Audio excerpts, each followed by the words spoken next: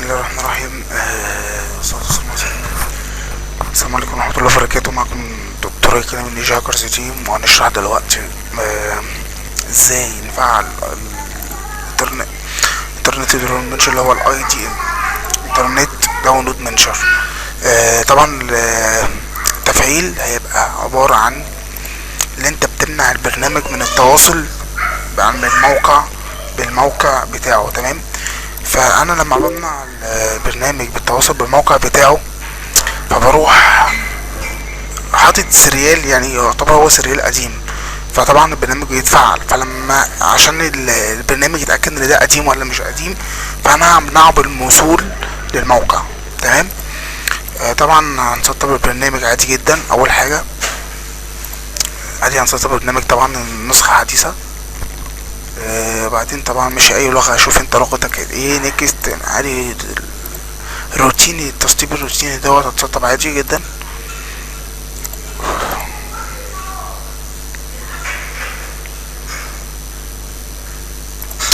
تمام كده البرنامج اتسطب خلاص.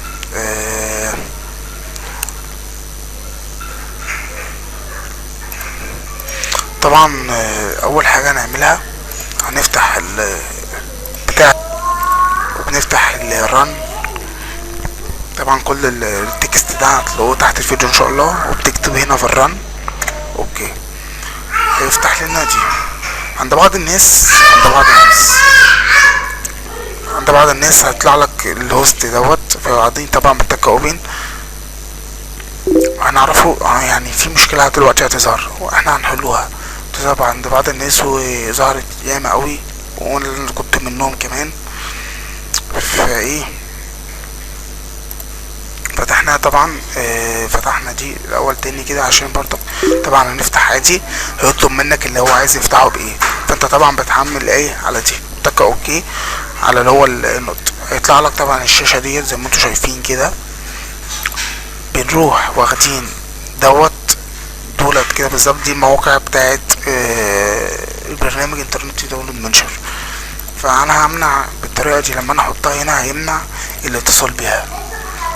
طبعا لما اجي اسيف، المشكله بقى اللي هتحصل سيفت عند بعض الناس. لما يجي يسيف هوريكم بقى برضك يعني الدليل اللي انا عندي حصلت. يعني هنا الويندوز ده ما حصلش فيه المشكله دي، اما انا حصلت عندي ازاي.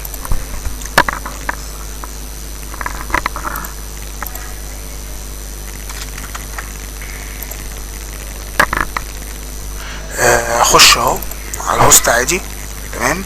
طبعا انا مفعلها على الجهاز الاساسي بتاعي، موقع من دوت، وجيت اسيف زي ما انتم شايفين. هيطلب مني سيف، مش هيرضى ايه سيف، يعني هيقول لك سيف في حته تانية، مينفعش تعدل على الملف ده. فانا طبعا الحل ايه؟ الحل اللي انت بتاخد نسخه من اللي هو الهوست دوت، بتاخده كوبي.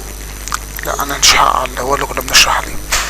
الحل اللي هو زي ما قلت طبعا احنا مرضاش تاني عندنا هنا نسيف. الناس اللي هي مش هترضى تسيف عندها زي عندي على الجهاز الاساسي، تاخد كوبي وتتك هنا بيست. تمام. زي ما انتم شايفين كده نزل هنا. طبعا هنفتحه من هنا، وتفتح دي كده وتاخد المواقع بتاعتك. طبعا دي مش هتكون موجودة، فانت هتاخدها كده كوبي وتحطها هنا، وبعدين بتسيف عادي. هيسيف معاك عادي. يعني مثلا لو احنا غيرنا مثلا عدلنا على الاي جي ام مثلا، خدنا كده هيحصل سيف. طبعا تسيف عادي زي ما انتم شايفين، سيف عادي جدا. طبعا انت بقى ايه بعد ما تخلص تحطها على الديسكتوب وتعملها زي ما عملنا قلنا كده، وبتاخدها هنا كده وبتتك استبدال. طبعا لما بتعمل استبدال عادي بتتغير بقى، يعني انت شفت هي فكرة بسيطة وحليناها ايه بطريقة بسيطة كده. بعدين بنروح نفتح برنامج الانترنت داونلود منشر. طبعا فتح معانا طبعا نسخة تجريبية تسجيل. طبعا هيقول لك هنا تسجيل عادي. تمام.